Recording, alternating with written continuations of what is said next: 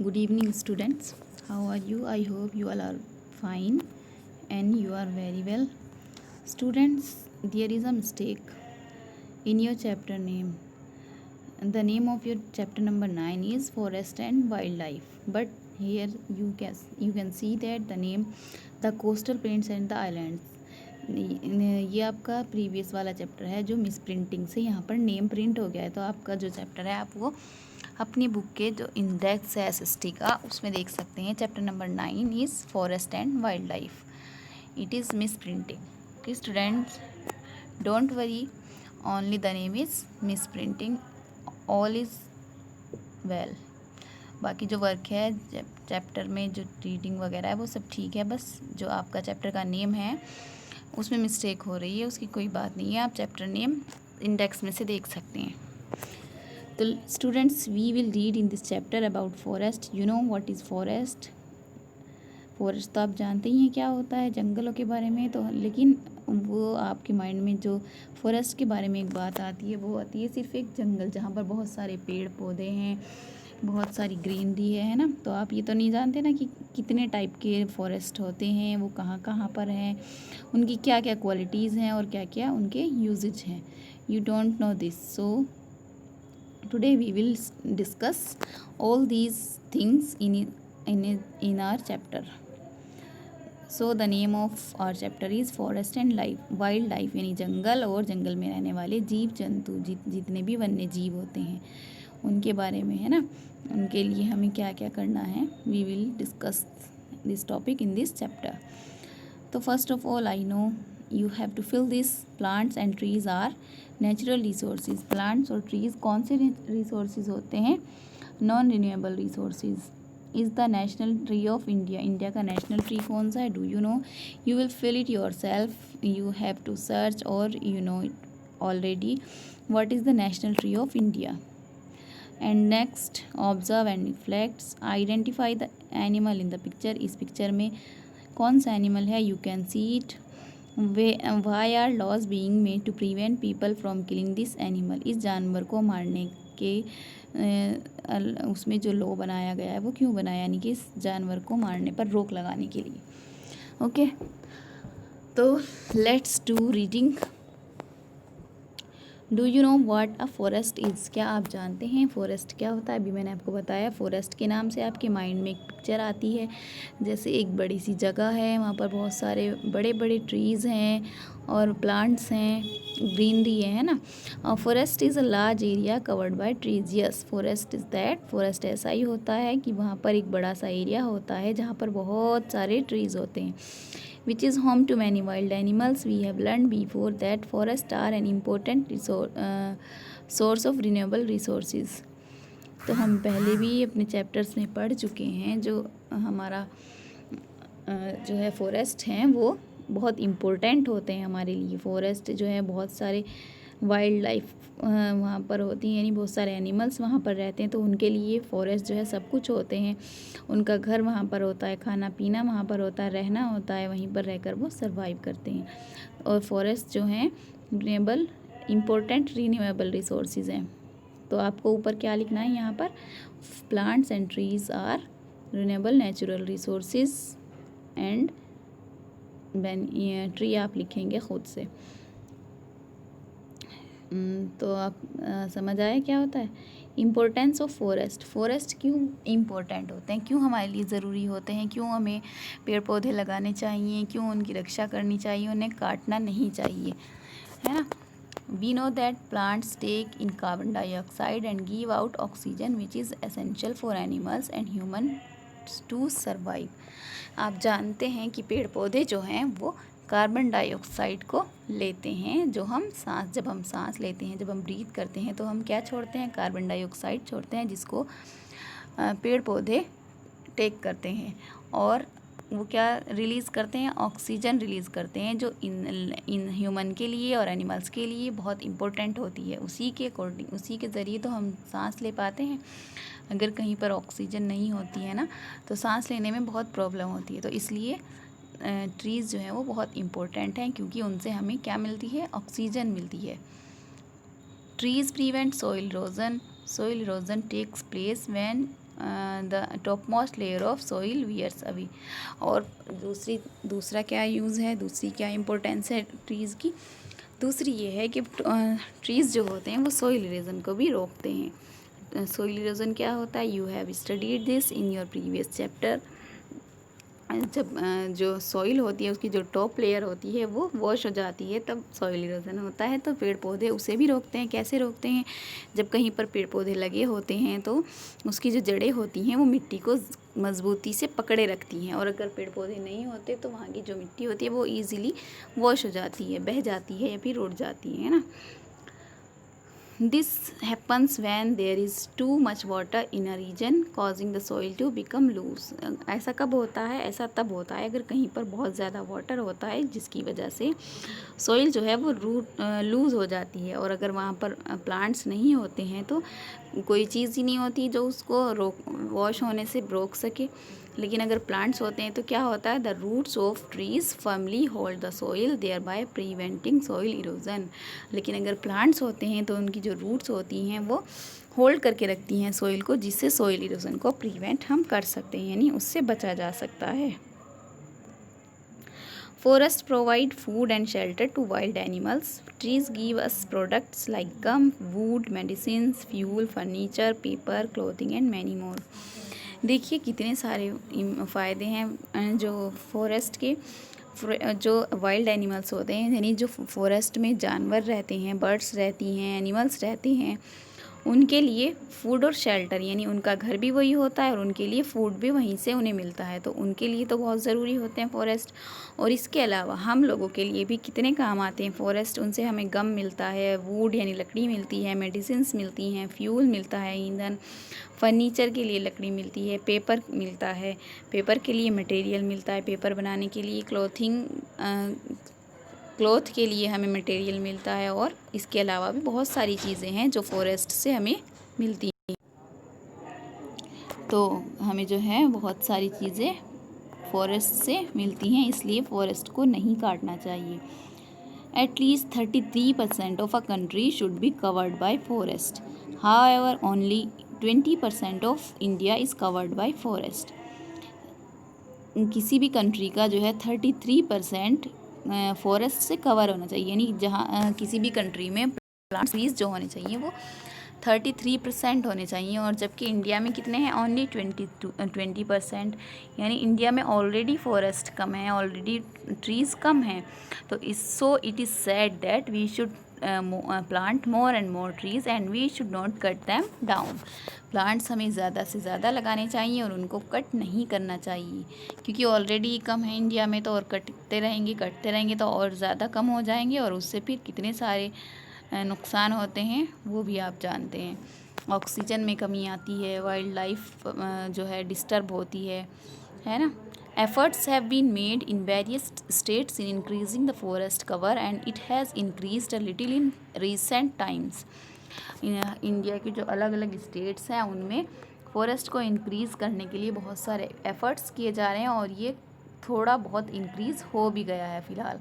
Look at the map of India depicting India's forest cover. यहाँ पर आपको India का मैप दिया गया है, जो आपका ये मैप है, इसमें आपको जो है फॉरेस्ट दिखाए गए हैं ना, कहाँ कहाँ पर कौन से फॉरेस्ट हैं। It is not able to read students, you can see it in your book. तो ये जो है आपके सिंबल हैं, और अलग अलग फॉरेस्ट के सिंबल दिए हैं कलर में। तो जहाँ पर जो सिंबल है आपका मैप के अंदर जो कलर है उसका नाम आपको यहाँ पर बॉक्सेस में मिल जाएगा। तो you can see it in your book. तो जो जैसे ग्रीन कलर है, ये वाला आपका एवरग्रीन फॉरेस्ट है। तो जहाँ जहाँ पर भी ग्रीन कलर आपको मैप में नज़र आएगा उन्होंने स्टेट्स में जो है आपका एवरग्रीन फॉरेस्ट होंगे। जैसे ये वाला है येलो कलर है, तो अगर ये आपका थॉर्न फॉरेस्ट है, तो जहाँ जहाँ पर भी आपको मैप में थॉर्न फॉरेस्ट दिखाई दे रहा है तो उन्होंने स्टेट में थॉर्न फॉरेस्ट पाए जाते हैं। तो इस तरह से आप ये अपनी बुक में देख लेंगे। इसमें बेटा दिख नहीं रहा है बिल्कुल भी, है ना। तो इससे आपको पता चल जाएगा कि इंडिया का कितना पार्ट फॉरेस्ट से कवर है। नेक्स्ट हेडिंग देखते हैं, डिफरेंट टाइप्स ऑफ फॉरेस्ट, यानी यहाँ पर फॉरेस्ट के टाइप्स दिए गए हैं, कौन कौन से फॉरेस्ट के टाइप हैं इंडिया में, किस किस तरह के फॉरेस्ट पाए जाते हैं। ठीक है, we know that like soils there are different types of forest too. जिस तरह से हमने पढ़ा है प्रीवियस चैप्टर में, we have studied that soils are so many types. जिस तरह से मिट्टी कई तरह की होती है, उसी तरह से फॉरेस्ट भी अलग अलग होते हैं, कई तरह के होते हैं। Depending upon the nature of the trees found, the forest of India can be divided in 5 types. जो फॉरेस्ट हैं उनके नेचर पर डिपेंड करके इंडिया में फॉरेस्ट को 5 पार्ट्स में, 5 भागों में डिवाइड किया गया है। वो कौन कौन से हैं? Evergreen, deciduous, mountainous, thorn and mangrove और tidal forest. Let us learn more about these types of forest. So students, these are 5 types of forest, and next we will read in about them in detail. आगे अब हम इनके detail पढ़ेंगे कि evergreen forest कैसे होते हैं और वो हमें कहाँ कहाँ पर मिल सकते हैं। एवरग्रीन फॉरेस्ट, एवरग्रीन का मतलब हमेशा हरे भरे रहने वाले। Have trees which never shade there leaves.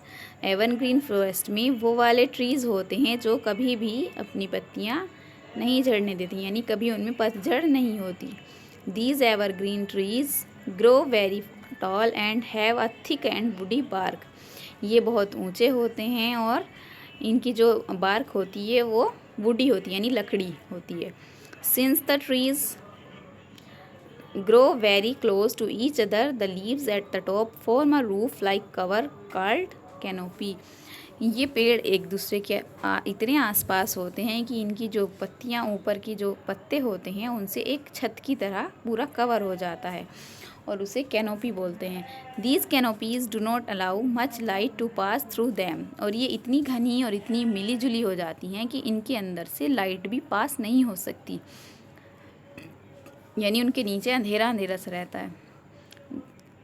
Sometimes it rains heavily in these areas. और इन एरियाज़ में कभी कभी बहुत ज़्यादा बारिश होती है। कहाँ पर? जहाँ पर एवरग्रीन फॉरेस्ट होते हैं वहाँ पर कभी कभी बहुत ज़्यादा बारिश होती है।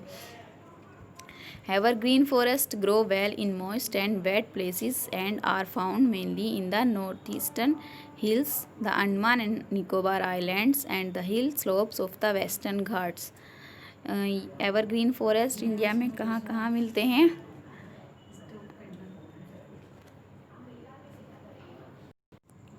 Evergreen forest grow well in moist and wet places and are found mainly in the northeastern hills, the Andaman and Nicobar Islands and the hill slopes of western Ghats. Evergreen forest कहाँ कहाँ पर बहुत अच्छे होते हैं? जहाँ के जो प्लेसेस जो हैं वो मॉइस्ट और वेट होते हैं, यानी गीले और नमी वाले क्षेत्रों में होते हैं बहुत ज़्यादा। और ये कहाँ कहाँ पर पाए जाते हैं? नॉर्थ ईस्टर्न हिल, जो इंडिया की नॉर्थ और ईस्ट वाली हिल्स हैं, पहाड़ियों वाला एरिया है, वहाँ पर। अंडमान निकोबार आइलैंड्स में एवरग्रीन फॉरेस्ट पाए जाते हैं। You have to remember this students कि कौन से फॉरेस्ट किस जगह पर हैं। The hill slopes of Western Ghats, और जो हमारे वेस्टर्न घाट्स हैं उनके जो हिल स्लोप्स हैं वहाँ पर। The evergreen forest have mahogany, ebony and rosewood trees. Evergreen forest में कौन कौन से प्लांट्स होते हैं, कौन कौन से ट्रीज़ होते हैं? महोगनी, एबोनी और रोजवुड ट्रीज़। ये सब एवरग्रीन फॉरेस्ट के बारे में है जो आपने ये वाला पढ़ा है पैराग्राफ। ओके स्टूडेंट्स, और next type, the trees that shed their leaves in the summer season from deciduous tree forest. वो ट्रीज़ जो समर में अपनी पत्तियाँ गिरा देते हैं, यानी गर्मी के मौसम में जिनमें पतझड़ हो जाती है, वो वाले ट्रीज़ क्या कहलाते हैं? डिसिडुअस फॉरेस्ट कहलाते हैं वो वाले forest. These forests grow in areas that experience moderate rainfall. ये उन एरियाज़ में होते हैं जहाँ पर moderate rainfall होता है। They are mainly found in the foothills of the Himalayas. तो स्टूडेंट्स, क्या डिफरेंस है एवरग्रीन में और डिसिडुअस में? एवरग्रीन हमेशा हरे भरे रहते हैं, उनमें कभी पतझड़ नहीं होती है, और जो डिसिडुअस होते हैं उनमें पतझड़ हो जाती है समर सीजन में। और ये कहाँ पर पाए जाते हैं? They are mainly found in the foot hills of the Himalayas. Himalayas से जब हम नीचे की साइड आते हैं तो वहाँ पर ये पाए जाते हैं। इन द स्टेट्स ऑफ, कौन कौन से स्टेट हैं? Uttarakhand, Uttar Pradesh. Such forest are also found in the states of Maharashtra, Maharashtra में भी, मध्य प्रदेश, कर्नाटका, केरला, तमिलनाडु एंड ओडिशा, यहाँ पर सब जगह यही वाले फॉरेस्ट हैं। साल, teak, sandalwood, mahua, sheesham, bamboo and semal are the major trees found in deciduous forest. जैसे ऊपर एवरग्रीन में हमने पढ़ा था, महोगनी, एबोनी और रोजवुड ट्रीज पाए जाते हैं। और इसमें कितने सारे टाइप हैं? साल है, टीक है, सैंडलवुड, ये सब किस में पाए जाते हैं? डिसीडुअस फॉरेस्ट में पाए जाते हैं। They are home to animals like deer, monkeys and birds like parrots. यहाँ पर बहुत सारे एनिमल्स रहते हैं, जैसे डियर, मंकी रहते हैं, और बर्ड्स में कौन रहता है? पैरट्स रहते हैं। Deciduous forest from the largest forest cover in India. India में जो सबसे ज़्यादा फॉरेस्ट हैं वो डिसीडुअस फॉरेस्ट हैं। ओके, सो नेक्स्ट और type is mostly conifer trees. कौन से? Mountainous forest. Mostly coniferous trees such as pine, fir, spruce and deodar make up mountainous forest. Coniferous का मतलब होता है जिनकी शेप जो है प्लांट, पौधों की, ट्रीज़ की कोन की तरह होती है, उन्हें कॉनिफेरस कहते हैं। जैसे आप इस पिक्चर में देख रहे हैं ना, यहाँ पर इस पिक्चर में आपको दिखाई दे रहा होगा, देखिए ये जो इनकी शेप है ये कैसी है? कोन की तरह है, इसलिए इन्हें कॉनिफेरस कहते हैं। ओके स्टूडेंट्स, तो ये इन्हें क्या कहलाते हैं? माउंटेन फॉरेस्ट, माउंटेनस फॉरेस्ट कहलाते हैं। These trees are conical in shape, ये मैंने आपको बताया अभी, कौन जैसी शेप होती है वो। Very tall and bear fruits, बहुत ऊंचे होते हैं और फ्रूट्स आते हैं इन पे। Which are also known as cones because their shapes, जिनको कौन कहा जाता है उनकी शेप की वजह से।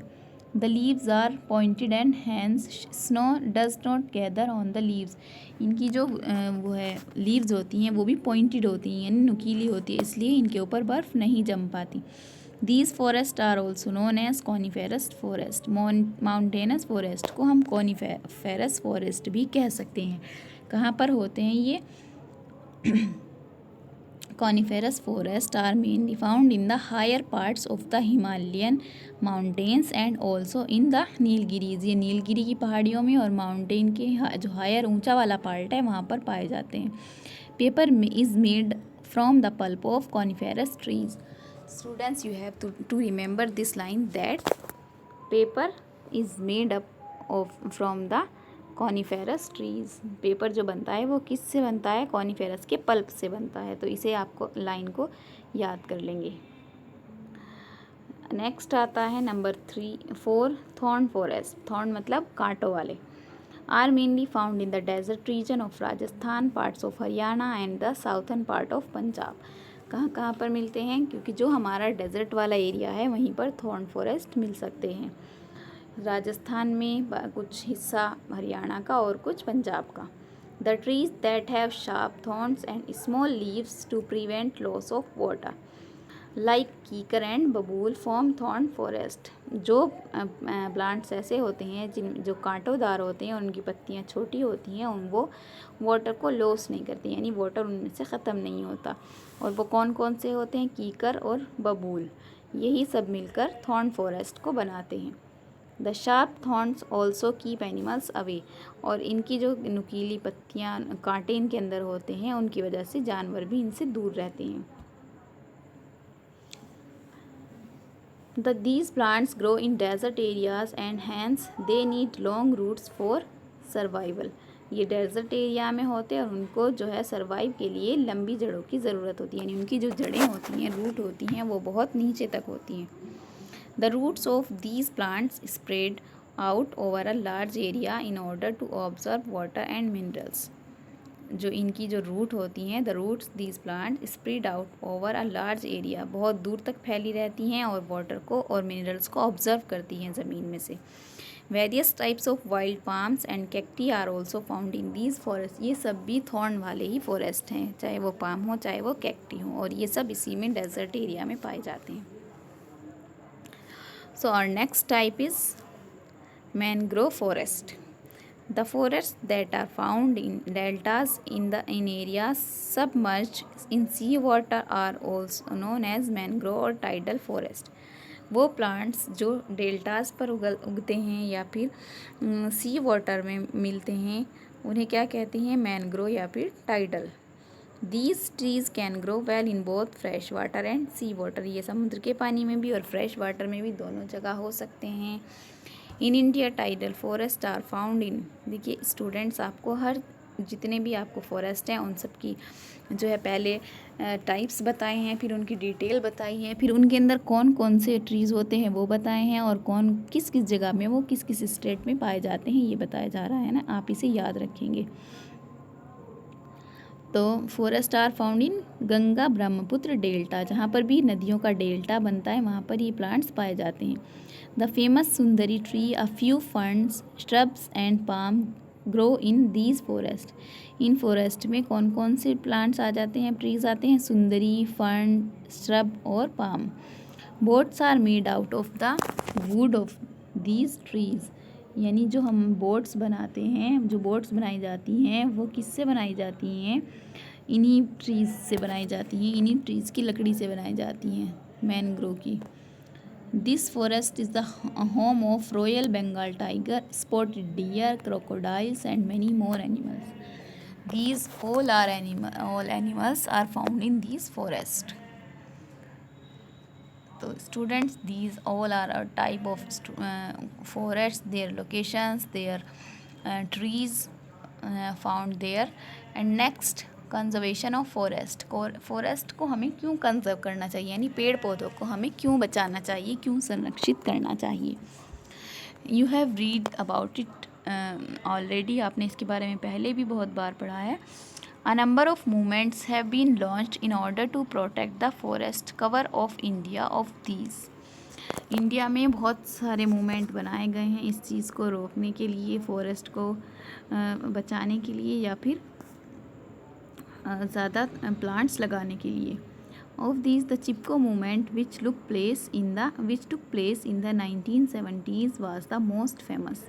इन्हीं मूवमेंट्स में एक चिपको मूवमेंट आता है जो 1970 में आया था. ग्रुप, और ये बहुत फेमस भी हुआ था. Group of villagers from the Reni village of Uttarakhand clung to the trees preventing wood cutters from cutting them down. इसमें क्या हुआ था, जो विलेजर्स थे, रैनी विलेज के जो लोग थे, उत्तराखंड का एक विलेज है रैनी विलेज, उसके लोग जो हैं वुड कटर्स को, यानी जो लकड़हारे होते हैं, लकड़ियाँ काटते हैं, उनको क्या करते थे कि लकड़ियाँ काटने नहीं देते थे. The movement was successful and spread to many parts of the country. और ये मूवमेंट जो है चिपको मूवमेंट, जो प्लांट्स की कटिंग के लिए चलाया गया था, सक्सेस हुआ और इंडिया की बहुत सी कंट्रीज़ में फेमस हो गया. कंट्री के बहुत से पार्ट्स में फेमस हो गया, यानी वहाँ पर उसने काम किया. तो हमें फॉरेस्ट को जो है कंजर्व करना चाहिए, ना कि उनको कट करना चाहिए. तो ये हमारा था कंजर्वेशन ऑफ फॉरेस्ट. नेक्स्ट हमारी हेडिंग है wild life in India. India में वन्य जीव, यानी वनों में रहने वाले, जंगलों में रहने वाले पेड़ पौधे जीव, उनकी life. The wildlife of India includes a large number of birds, animals and insects. इन सब में वाइल्ड लाइफ में ये सब चीज़ें आती हैं. The Royal Bengal tiger और national animal is found in the Sundarbans. जो हमारा नेशनल एनिमल है बंगाल टाइगर, वो कहाँ पाया जाता है, सुंदरबंस में. The one-horned rhinos found in the Kaziranga national park is a protected animal. One on rhino यानी एक सींग वाला जो राइनो है वो कहाँ पर पाया जाता है, काजीरंगा नेशनल पार्क में, और वो प्रोटेक्टेड है, यानी उसको प्रोटेक्ट कर लिया गया है. Rhino, elephants, hippos and deer are also found in many forest in the north eastern states. North east के जो स्टेट्स हैं उनके जो फॉरेस्ट हैं उनमें ये सारे एनिमल्स हमें मिल सकते हैं. Deciduous forest give shelter to animals like the leopard, boar, bear and the wild buffalo. जो हमारे डिसिडियस फॉरेस्ट हैं उनमें ये सब जानवर मिलते हैं. Camels and desert cats are found in forest. जो कैमल होते हैं और जो डेजर्ट कैट्स होती हैं यानी रेगिस्तान में रहने वाली जो बिल्लियाँ होती हैं वो भी जंगलों में पाई जाती हैं। Asiatic lions are found in the Gir forest of Gujarat. Gujarat के गिर फॉरेस्ट में एशियाटिक लॉयन पाए जाते हैं। However due to large amount of deforestation and poaching these animals are losing their natural homes. Deforestation यानी पेड़ों को काटने और पोचिंग कहते हैं इलीगल हंटिंग ऑफ एनिमल्स, जानवरों को इलीगल तरीके से मारना। पोचिंग की वजह से इन्होंने अपने जो नेचुरल होम्स हैं यानी जो इनको नेचर ने होम्स दिए थे यानी जिनमें ये खुद से रहते थे वो खो दिए हैं इन्होंने। Hence it is important for us to conserve both the forest as well as its wildlife। इसलिए हमारे लिए ज़रूरी हो जाता है कि हम उन फॉरेस्ट को और उस वाइल्ड लाइफ को कंजर्व करें, यानी फॉरेस्ट और उसमें रहने वाली जो उसके अंदर जो वाइल्ड लाइफ है उनको कंजर्व करें। क्योंकि बहुत सारे लोग अपने फ़ायदे के लिए जानवरों को मारते हैं, जंगलों को काटते हैं, तो ऐसा होने की वजह से उनके जो होम्स थे वो ख़त्म हो गए। तो अब तो उनको जो है कंजर्व करना ही पड़ेगा। In order to control poaching, the government has declared many areas as wildlife sanctuaries, bird sanctuaries and national parks। Poaching को कंट्रोल करने के लिए जो गवर्नमेंट है हमारी उसने क्या डिक्लेयर कर दिया है, उसने बहुत सारे एरियाज़ को वाइल्ड लाइफ सेंचुरीज़ और नेशनल पार्क्स बना दिया है। नेशनल पार्क क्या होते हैं? National park is mean to protect forest cover and wildlife. National park वो होते हैं जहाँ पर को कवर किया, फॉरेस्ट को सुरक्षित किया जाता है और उसके अंदर रहने वाली वाइल्ड लाइफ को यानी उसके अंदर जो भी कोई जानवर रहते हैं उनको प्रोटेक्ट किया जाता है। और वाइल्ड लाइफ सेंचुरी क्या होती है? प्रोटेक्ट एंडेंजर्ड एनिमल स्पीसीज़ यानी जानवरों की उन प्रजातियों को प्रोटेक्ट करती है जो कम हो गए हैं, जो ख़तरे के निशान पर हैं। Some of the important national parks and wildlife sanctuaries of India are given in the table below। India में कौन कौन सी वाइल्ड लाइफ सेंचुरीज़ हैं और कौन कौन से नेशनल पार्क्स हैं और वो कहाँ पर हैं, आपको यहाँ पर इस टेबल में दिए गए हैं। इन्हें आप लर्न करेंगे कि कौन सा नेशनल पार्क किस स्टेट में है। देखिए एक साइड में स्टेट लिखे हैं और दूसरी साइड में आपके जो है एक साइड में वाइल्ड लाइफ और नेशनल पार्क्स के नेम है और दूसरी साइड में आपके स्टेट्स हैं। तो you have to learn all these. चलिए एक बार हम इसे रीड कर लेते हैं। जिम कॉर्बेट नेशनल पार्क कहाँ है? उत्तराखंड। रणथंभौर कहाँ है? Rajasthan. Gir Gujarat. Kaziranga national park Assam. Sariska national park Rajasthan. Sundarbans West Bengal. Bandipur Karnataka. Kanha Madhya Pradesh. Panna Madhya Pradesh. Periyar Kerala. Bandhavgarh Madhya Pradesh. ये तो आपके थे नेशनल पार्क्स। और नेक्स्ट टेबल आपकी है वाइल्ड लाइफ सेंचुरीज़ की। चिल्का लेक ओडिशा। सुल्तानपुर हरियाणा। पेरियार केरला। हज़ारीबाग झारखंड। भरतपुर राजस्थान। इडुक्की केरला। डचीगम जम्मू एंड कश्मीर। तो स्टूडेंट्स ये all these are wildlife centuries and national parks and you have to learn all these minimum 10।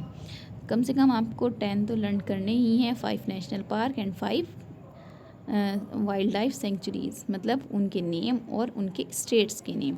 तो students I hope you have understood this chapter about the forest and wildlife. Do you know what is wildlife? And remember this, that the misprinting in the chapter name, the name of this chapter is forest and wildlife. You can see it in your index of SST.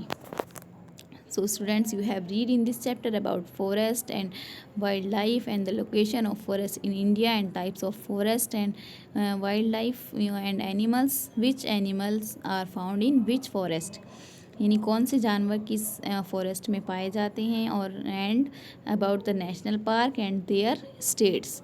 और इसके अलावा आपने national park और wildlife sanctuaries और उनके states के बारे में भी इस चैप्टर में पढ़ा है। It is very interesting chapter and this is your last chapter of your half yearly syllabus of SST। आपका SST का जो सिलेबस था up to half yearly that is completed, अब वो कंप्लीट हो चुका है। Now you have to learn your syllabus, now you have to read and understand your all the chapters, जितने आपने चैप्टर पढ़े हैं उनका एक बार रिकॉल करिए, उन्हें फिर से पढ़िए, उनका जितना book work, MCQs, question answers हैं वो सब करिए। इसके अलावा आपकी जो उसका एक्सरसाइज वर्क आएगा वो भी आपको मिल जाएगा, उसमें आपका जो बुक वर्क है वो भी, और आपके जो क्वेश्चन आंसर्स हैं, MCQs हैं, वो सब आपको लर्न करने हैं। अब आप बस इसमें आपको SST में कुछ नहीं करना है, SST में अब आपको पढ़कर देखना है, और उसके अलावा आपको एग्ज़ाम की तैयारी के लिए क्या करना है, लर्निंग करनी है। Learning is the most important thing for your examination. जब तक आप लर्न नहीं करेंगे तो आप एग्ज़ाम को कैसे अच्छे से कर पाएंगे, तो इसलिए स्टूडेंट्स आप लर्न करिए। Okay, thank you so much.